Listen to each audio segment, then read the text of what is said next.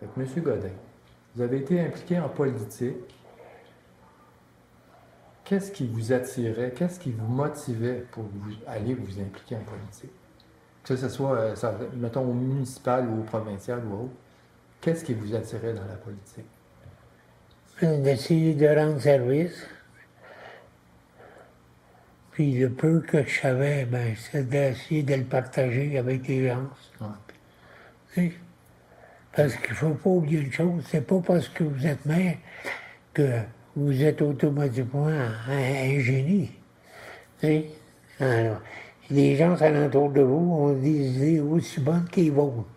Okay. Ça ne veut pas dire que vous ne défendez pas les vôtres, mais il faut reconnaître que si l'autre est meilleur, ben, qu'on essaie de comparer ou de travailler ensemble au lieu de poser notre temps à se critiquer. Parce que j'ai eu plusieurs conseillers de très bonnes gens, des gens très bien, soit des Corbeil, des Verdier, des Cathy Corbeil, l'autre jour que vous avez parlé, etc. C'était réellement des gens qui coopéraient et qui étaient prêts à travailler. Mm-hmm. Ça ne veut pas dire qu'on était toujours de la même idée. Mm-hmm. Alors. Mais vous travaillez en équipe quand même. Oui, travailler en équipe, et surtout si ça arrivait que les gens avaient une meilleure idée, ben, de participer à leurs idées, puis de travailler avec eux. Alors, non, ça a bien été. J'ai été bien servi au point de vue du secrétariat, même les employés municipaux. C'était très bien, puis j'ai jamais eu de trouble avec eux. Okay. Alors. L'autre jour, vous m'avez parlé que vous aviez été impliqué. De quoi? L'autre jour, vous m'aviez parlé que vous étiez impliqué en politique provinciale. Parlez-moi donc de la politique provinciale un peu. Ben, c'était tout un autre plan, c'était une autre façon. C'était soit avec M. Corréam surtout, qui était de l'Union nationale dans le temps. Mais le type, au début, c'est qu'il y avait un représentant dans Saint-Adolphe, puis qui voulait changer. Puis il m'a demandé de le rencontrer. Puis j'étais un caractère assez difficile, plus que j'ai dit s'il est intéressé, ben, qu'il vienne chez nous, qu'il vienne me demander chez nous, parce que sans ça, je ne me déplace pas. Alors, puis M. Graham est venu à la maison pour me le demander, puis j'ai mis mes conditions sur la table. C'est que j'étais prêt à travailler avec lui, mais sans ses organisateurs. Okay. Alors. Est-ce que c'était vous qui avez pris l'organisation? J'ai pris l'organisation, okay. Puis par contre, lui-même coopérait beaucoup dans le sens que toute correspondance qu'il recevait, qu'il avait affaire avec Saint-Adolphe, j'en avais une copie. Okay. Alors. Fait que c'était clair, vous étiez au courant de tout ce que c'était. Ben, j'étais au courant de ça, puis lui-même était sincère. Okay. Alors. Parce que je me rappelle la première fois que j'étais conseiller, quand il était venu à l'Assemblée du Conseil, parce que c'était un homme conseiller qui se déplaçait chaque année, au moins une visite à chaque conseil municipal. Puis c'était dans le temps où on organisait pour les chemins, l'entretien des chemins d'hiver. Et vu que j'étais jeune, puis que conseiller, puis que lui était ministre, quand il est venu à l'Assemblée, j'ai demandé si on était pour avoir un octroi pour les chemins d'hiver. Et il m'a répondu, vous n'avez-vous eu l'année passée? J'ai dit non. Mais il dit, vous n'aurez pas plus cette année. J'ai dit, moi-même, il est bête. Alors, en tous les cas. Il va être certain. Vous étiez dans l'Union nationale, mais à Saint-Adolphe, il devait y avoir Rouge aussi là, qui se préparait. C'était Rouge, beaucoup, entre autres avec Maurice Pagé, qui était l'organisateur libéral. Quoi qu'on s'entendait très bien, parce que même il a été président de la commission scolaire, puis j'étais le secrétaire général de la commission scolaire. Puis franchement, on travaillait, quand on faisait d'autres choses, soit pour la commission scolaire, soit pour le conseil, il n'y avait pas de question de politique. Ah oui. Alors, puis quand c'était la politique, ben là... Là, on était chacun chez nous. Mais ça jouait dur quand même, la politique, dans ce temps-là. Les rouges. Ben, c'était dur. C'était différent. On pouvait rencontrer, jusqu'à un certain point, facilement le député ou le ministre. C'était facile. Alors, je me rappelle, il y avait son bureau à la chute, dans la bâtisse du conseil de comté. Puis, il y avait son bureau en avant, puis des salles en arrière. Puis si un de ses organisateurs voulait le voir, bien, il passait pour l'employé en arrière. Il passait dans son bureau avant d'attendre dans l'allée. Non, c'était différent. C'était peut-être plus direct. Ouais. Aujourd'hui, c'est plus comme ça. Moins de... Aujourd'hui, c'est plus comme ça que ça se passe. Là. Non, c'est bien changé. C'est difficile de rencontrer... Aujourd'hui, c'est presque plus faisable. Ouais. Parce que je me rappelle justement avec M. Corréam, quand j'ai voulu avoir un territoire privé pour chasse et pêche, je l'ai appelé à Québec, puis je me suis rendu à Québec, puis j'ai été dans son bureau, il m'a reçu, puis j'ai dit ce que je voulais. Puis devant moi, il a pris le téléphone, il a téléphoné à un des fonctionnaires, puis il dit, je vous envoie M. Godin, là, puis donnez-lui ce qu'il veut. Puis il a raccroché. Ça a fini là. J'ai été voir le fonctionnaire, puis il m'a demandé qu'est-ce que vous voulez. Ben, j'ai dit, je veux avoir ce parti-là de territoire. Ben, pensez-vous que vous en avez assez? J'ai dit oui. Bon, ben, c'est correct, vous allez l'avoir. Vous allez avoir une arrêté ministérielle en fin du mois. Non, c'était différent. C'est pas mal plus accessible. Oui. C'était pas... Tu sais, aujourd'hui, c'est plus... dans certains points, mes semble qu'ils devraient moins se chicaner, puis plus essayer de se concentrer.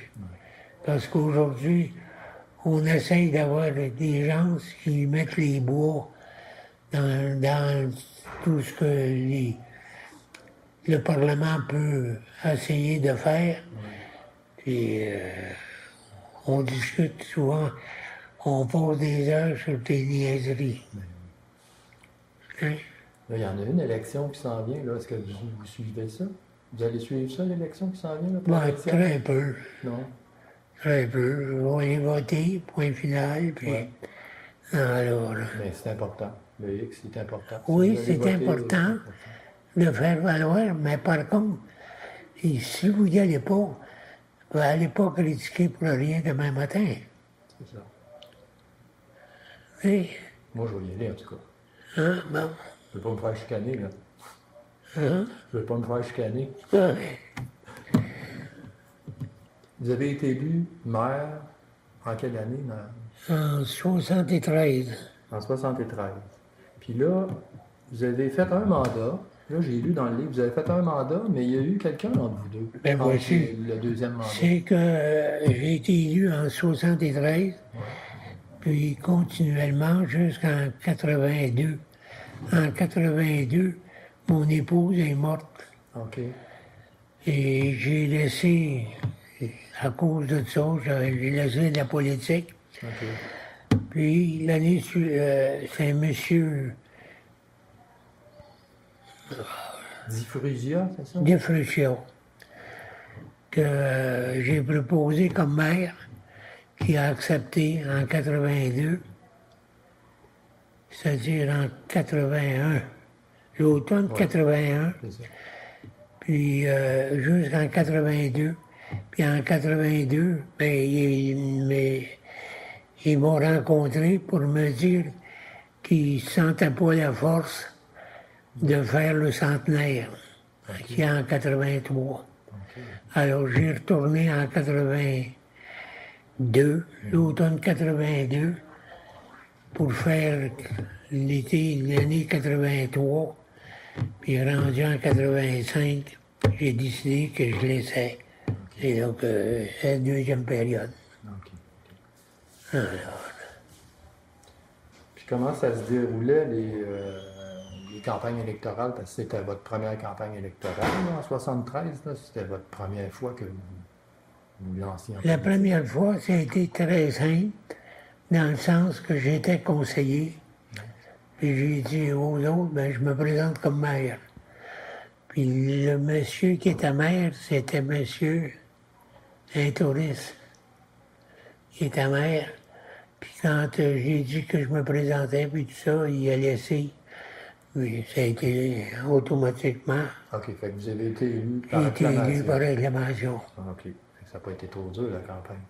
Ah, non. Ça a Non, pas été- celle-là n'a pas été dure. La pire, ben, c'est-à-dire j'ai eu une campagne comme conseiller, Ouais. puis une campagne comme maire. OK. Comme conseiller, c'était des gens, des nouveaux touristes de Flamingo. Un type s'est présenté, puis je pense qu'on l'a battu avec M. Bellefleur par, 100 votes à 500. C'est- Le deuxième, comme maire, j'ai eu M.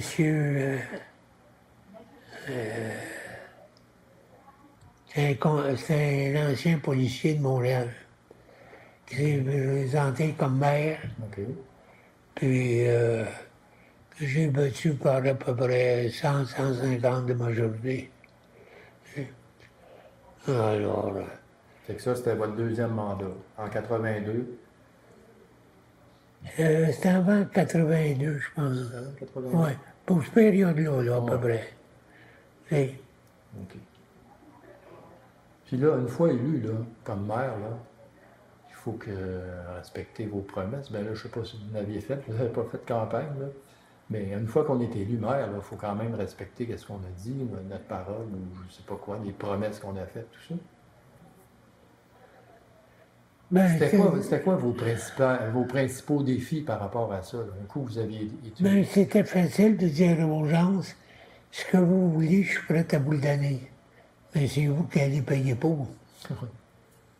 Parce que des miracles, on n'en fait pas. Ouais, c'est ça. Tu sais? Alors, dans ce temps-là, c'était une question de chemin, une question de développement. Même on a eu quoi? Une dizaine de compagnies qui faisaient du développement dans Anadole. Soit il y a eu des Hébert qui ont fait du développement, il y a eu en tous les cas. Il y a une compagnie qui vendait des terrains à 2 piastres par semaine. C'était en plein bois, ces choses-là.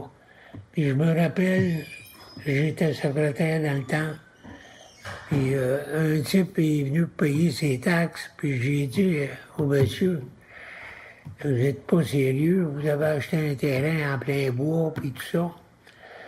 Il dit oui. Mais j'ai dit, pourquoi? Ben, il dit, me dire pourquoi. Il dit, toi, tu restes ici, là, puis t'as un bord de lac, puis tes enfants peuvent s'amuser. J'ai dit oui. Moi, il dit, j'ai un logement de 3 étages à Montréal. Je reste au 3e étage, je suis chauffeur d'autobus. Puis il dit, ma femme, de temps en temps, elle peut descendre sur le trottoir avec les enfants. Mais là, il dit, avec le terrain, j'ai acheté 100 billets par 100 billets. J'ai mis une corde tout le tour. Puis il dit, fin de semaine, je m'en viens ici. puis je rouvre la porte, puis je lance les enfants. Puis il dit, ils s'amusent à courir, pas à s'amuser. Il dit, ça vaut pas 2 piastres par semaine. J'ai dit, oui, vous avez raison. C'est quand même beau pareil. Oui, c'était dur, mais c'était vrai. C'était beau pareil, parce que lui, il venait justement voir la nature. Puis, Et lui, il venait avec ses enfants, puis il s'amusait sur le terrain. ben oui, Pour 2 piastres par semaine, c'était rien. oui, Il aimait mieux le perdre jusqu'à un certain point, oui, oui. mais pour avoir le privilège d'en profiter. Ben oui, avoir la belle nature. Hein? Puis ça, rappelez-vous, c'était dans quel coin, ça, qui était, lui? Saint-Adolphe en haut. Saint-Adolphe en haut. OK. Oui, OK. Il était dans ce coin-là. il était dans ce coin-là, lui. OK. Encore aujourd'hui, il y a beaucoup de gens dans ce temps-là. Quoique Saint-Adolphe, depuis quelques années, ça a changé, une affaire épouvantable. Ça a modifié, entre autres, la clientèle du lac Sainte-Marie. C'est une clientèle assez dispendieuse. Ah, ouais. Hein? Alors, des bâtisses d'1 million, ça existe. Quoi qu'il y en a plusieurs à vendre dans le moment. Ouais, ouais. Hein? Ouais. Parce que les gens sont jetés avec des jeunes enfants, il y avait moyen de se payer là. Aujourd'hui, les enfants ont grandi, ils sont partis, puis le père est pris avec la famille, avec la bâtisse, ses bras, puis le terrain, puis etc. Puis lui-même vieillit, alors il veut vendre, mais c'est difficile à vendre. Ouais. Bon, c'est Oui. sûr. Oui, c'est sûr. Fait que dans le fond, les défis à Saint-Adolphe, c'était beaucoup les chemins. C'était une Le grosse, développement. c'était une grosse, un gros développement, c'est la question des chemins. Ouais. Parce que vous prenez la partie de Flamingo, qui doit être une grosse partie de chemin avec. Tu sais, on vendait des terrains n'importe comment. Malheureusement, c'était un cercle vicieux dans le sens que la municipalité, dans certains cas, n'a pas été assez sévère. Mais par contre, elle se disait, mais ça amène du monde. Ça fait partie des magasins, ça donne le développement dans d'autres cas. Ça paye des taxes. Ouais. Alors, mais par contre, ça a des gros problèmes de chemin. Ouais. C'est- C'est encore ça aujourd'hui, parce que Encore aujourd'hui, ben, c'est en pleine montagne. c'est ça. Il ne faut pas oublier ça. Puis le territoire, il est énorme. Il est Le grand. territoire était assez grand, avec quoi, 80-85 lacs. C'est un grand territoire. Puis c'est un territoire qui s'est développé par lui-même jusqu'à un certain point. Parce qu'avant d'avoir toutes ces compagnies de développement-là, ça s'est fait de l'un à l'autre pour acheter des terrains puis se bâtir. Tu sais? Parce que dans ce temps-là, les terrains se vendaient à des gens dans le village même de M. Bergeron. Quelqu'un allait le voir puis il disait, ben, je vais avoir un terrain pour me bâtir. Il disait, combien de pieds? Ben, j'en veux 50 pieds de large, mais c'est 50 piastres. Tu sais, ils vendaient ça pour une pièce du pied. Mais les défis, c'était beaucoup ça. C'était de développer, d'entretenir les chemins. Puis, pour une population qui n'était pas grande, une petite population. C'était une petite population, puis c'était une population qui n'avait pas d'argent, jusqu'à un certain point. Les gens travaillaient l'équivalent de peut-être 10, 9, 10 mois par année, dans le plus. Et beaucoup d'autres vivaient sur leurs terres, qui étaient des petites terres de misère, des terres montagneuses, puis etc. tu sais. Parce que nous autres, dans le 7e rang, on avait la plus belle terre. Tu sais. Aujourd'hui, ils ont fait un développement, puis c'est vendu en petites parties. Mais par contre, c'était la plus belle terre du 7e rang. Tu sais. Alors, la plus blanche, puis même si on peut dire que c'était blanche, même si c'était en pleine montagne. Hein? Ah oui. C'était rare, ça, parce que, Oui, c'était rare. parce que justement, c'est des montagnes partout. Hein. C'est ça. Là, si on parle de développement, on peut parler, mettons, du développement économique à Saint-Adolphe, là, à votre époque de maire, là. Il y avait, on peut parler du tourisme, on peut parler des commerces, la base militaire, vous en avez parlé tantôt, comment ça Mais, développait. entre autres, le commerce n'était pas le même. Parce que dans Saint-Adolphe, vous avez eu 4 à 5 épiceries à un certain temps. Il y avait Calaton, Forget, il y a eu Bellefleur. C'était les principaux. Le Green.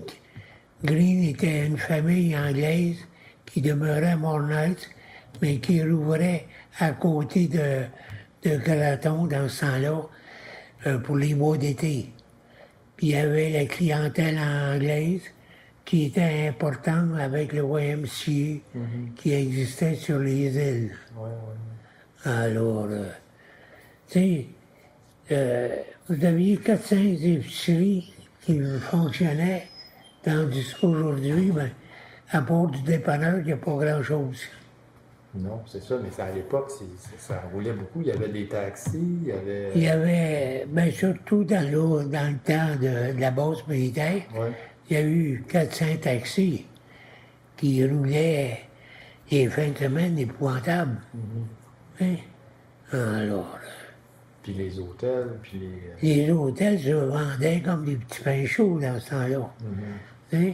Parce que chaque nouveau propriétaire, le prix augmentait de 10-15 000 $. Il faut, tu sais, facilement. Vous avez eu Beauchamp, vous avez eu, dans les premiers, là, Beauchamp, qui était l'hôtel du coin, ici. Il y avait des généraux dans le tour du lac, à part de quelques maisons de pension, les morceaux, il y avait des maisons de pension. Alors, ça roulait malgré tout ça, même s'il n'y avait pas d'électricité, même si les chemins laissaient à désirer, ça roulait, ça commençait. C'est pour ça que Saint-Adolphe était bien dans ce temps, à mon sens, parce que c'était du développement qui se faisait, qui emmenait. Parce qu'il y a deux sortes de touristes. Le touriste riche, il y a ses hommes. S'il y a de l'ouvrage à faire, il fait monter ses hommes de Montréal pour faire l'ouvrage. Puis il y a le touriste pauvre, c'est malheureux, mais il n'y a pas l'argent pour le faire. Tandis que le moyen, ces autres sont obligés d'acheter dans Saint-Adolphe, sont obligés de dépenser dans Saint-Adolphe, sont obligés de vivre dans Saint-Adolphe. C'est eux qui faisaient... C'est eux qui sont intéressants dans le fond. Fait qu'avec tous ces commerces-là qu'il y a eu, là, ben en 73, quand vous étiez maire, là, y avait-tu encore cette effervescence-là? Y avait-tu encore beaucoup de commerces? Dans ce temps-là, il y avait encore Craton, Gris, Forget, mais c'était plus Forget, ça a été Gauthier un certain temps, ça a été Corbeil, et Bellefleur, Cécile Miette, aussi n'avait parti un petit magasin. Mais plus il y avait de commerce, plus j'imagine que ça amenait des taxes à l'hôtel de ville. Mais le principal commerce, c'était Graton. Il y avait la viande, puis il était magasin général, dans le fond. Alors, d'abord, il y a eu des professeurs privés, entre autres, Madame Cyr. Il y a eu, après ça, les religieuses de Sainte-Croix pendant un certain temps. Juste après ça, quand les religieuses sont tirées, c'était Madame Calaton, ancienne institutrice de Saint-Sauveur, qui s'est emmenée ici comme institutrice principale.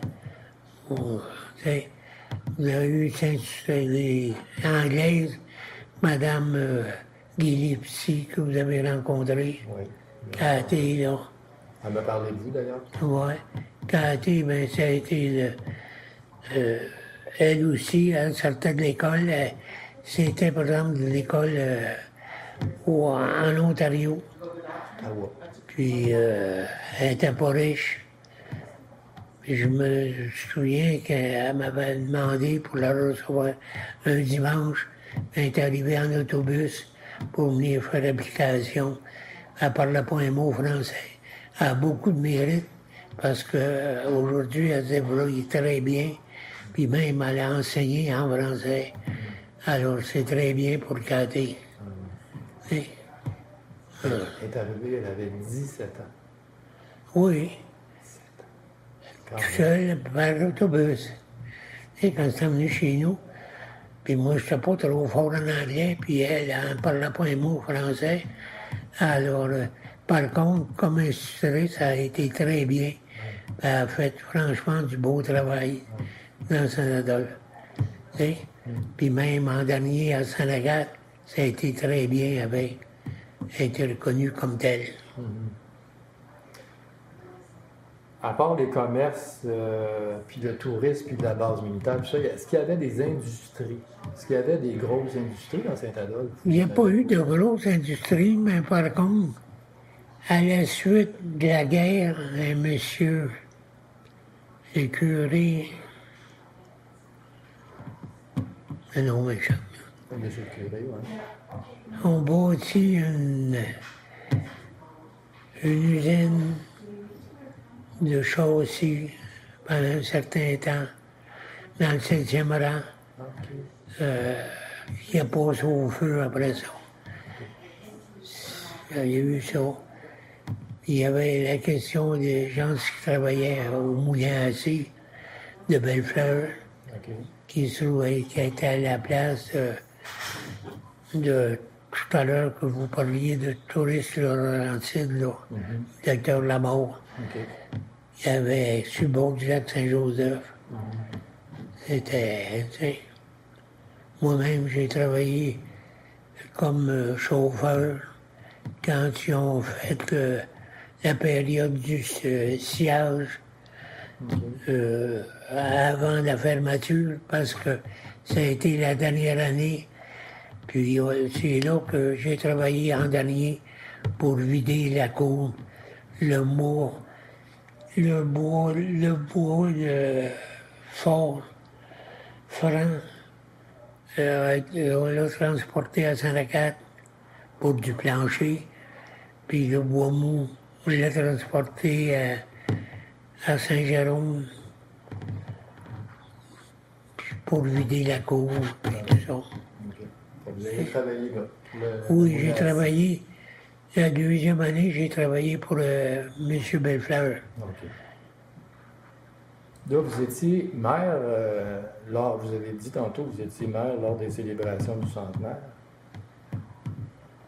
Est-ce que ça a été pour vous un moment, Ça a important? été un moment peut-être un peu plus occupé à cause dont la plus grosse réussite à mon sens, ça a été l'organisation du souper ici à Base militaire.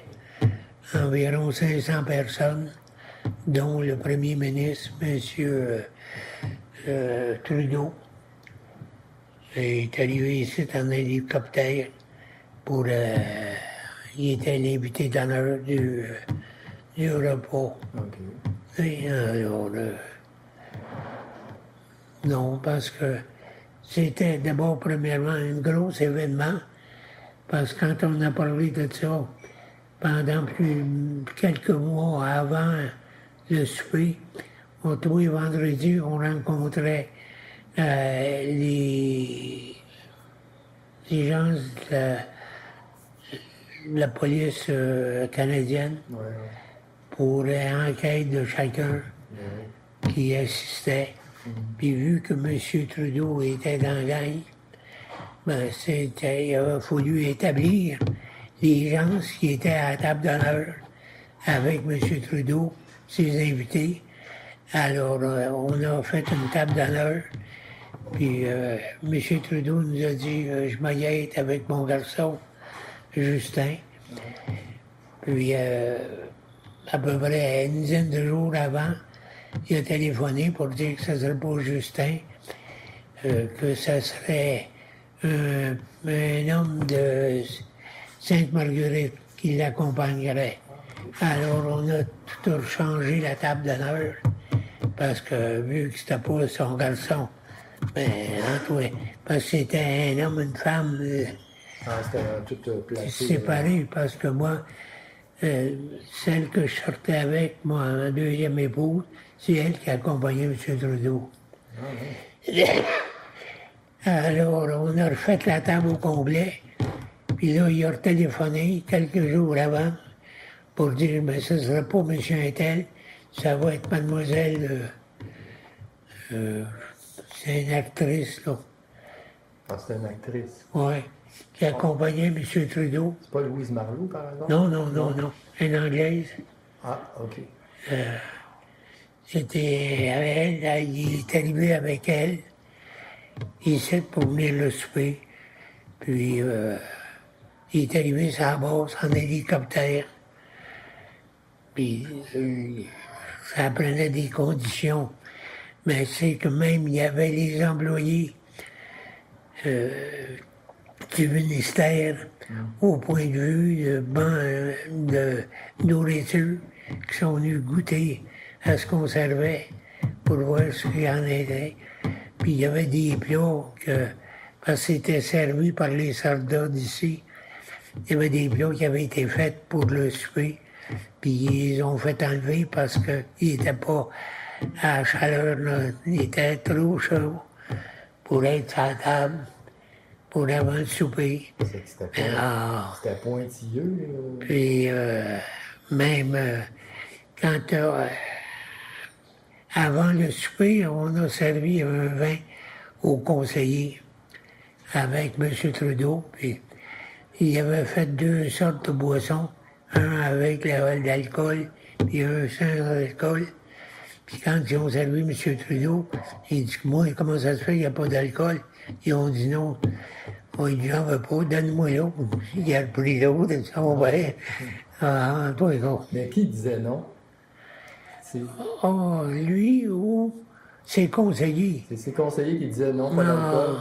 Ses conseillers, parce que j'étais le seul à savoir qu'il y avait 6 personnes dans la salle qui accompagnaient M. Trudeau, qui étaient des employés ou de la garde nationale, qui étaient des agents secrets.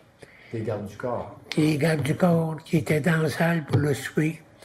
Puis nous autres, à la table d'honneur, à chaque bout, il y avait un capitaine d'armée qui était là, puis qui nous avait fait une démonstration avant le souper en disant, si on vous dit de se lever, vous le suivez, puis vous suivez le capitaine en avant, parce qu'en arrière, dans le côté de la salle, c'est en haut, l'autobus était là avec un chauffeur pendant tout le temps du souper. Le moteur marchait. En tout cas, si jamais il y avait de quoi, on était déplacés, toute la gang, la table d'honneur. Mais, oh non, c'était la partie peut-être la plus difficile, plus achalante des assemblées qu'on avait tous les vendredis à propos de la sécurité. Préparer tout ça. C'est ça. Parce que même quand il est reparti pour retourner, parce qu'il s'en allait chez son frère à Saint-Sauveur, puis une des femmes qui était son garde-corps, qui est sorti, puis a été visiter l'automobile, puis visiter chaque siège, poser sa main sur chaque... pour voir si tout était correct avant qu'il embarque dans le show. Alors... C'était quand même de la sécurité. Oh, ouais. Sécurité. Fait que ça, c'était un événement important là, pour vous là, dans votre carrière. C'était important. Puis plus de 500 personnes à peu près qui résistaient au souper. C'était bien. On avait un très gros souper fait par les militaires ici, par la base, qui nous avait offert le personnel, pour tout préparer le repas. Tout ce qu'on avait, on recevait les comptes pour ce qu'il y avait acheté. Mais c'était très bien, un gros souper de luxe. Fait que peux-tu vous demander aussi encore, qu'est-ce que c'est votre plus beau souvenir de Saint-Adolphe, mais en tant que mère, du coup, là? Parce que tantôt, c'était personnel, mais là, en tant que mère, c'est quoi votre plus beau souvenir? Ben, beau souvenir. C'était avec les gens en général, d'avoir une bonne conversation, de se rencontrer, puis de discuter, puis de laisser parler les gens dans certains cas. Hein? C'était peut-être, même avec les employés. Hein? Fait que vous aimiez le contact avec les gens?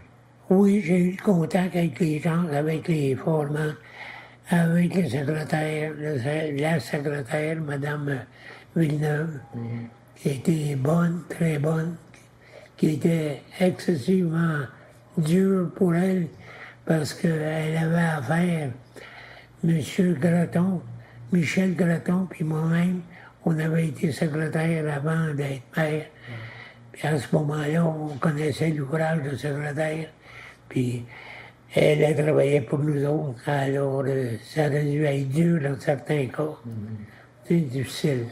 Fait que vous saviez c'était quoi l'ouvrage de secrétaire? Ben, tu sais, à part de ça, une chose que j'ai toujours tenue, c'est que les assemblées, c'était à 8 heures, et on commençait à 8 heures.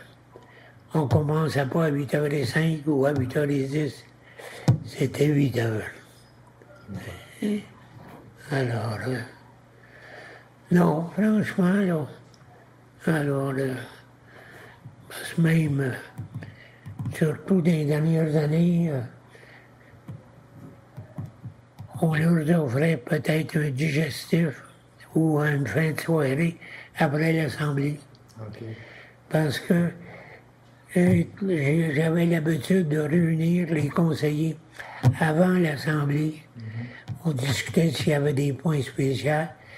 Puis l'Assemblée finie, on se réunissait, on prenait un verre d'alcool ou autrement pendant qu'on revisait l'Assemblée entre nous autres.